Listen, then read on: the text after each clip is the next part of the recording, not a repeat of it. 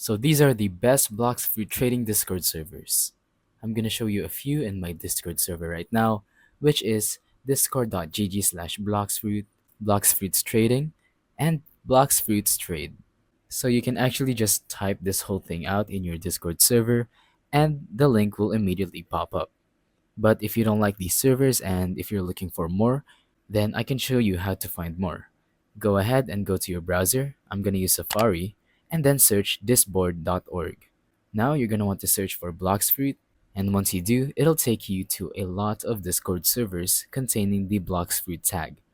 Basically, these are Bloxfruit communities where you can trade or hang out with other people who play the game Bloxfruit.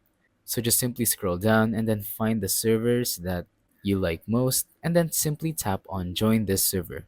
I recommend tapping on the ones with higher member counts. As you can see, this one has only 12, and if you keep scrolling, this one has 5,900.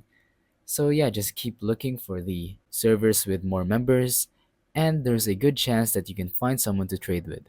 So thank you for watching. Don't forget to leave a like, subscribe, and let us know in the comments down below if the tutorial worked or if you have any questions. Thank you and goodbye.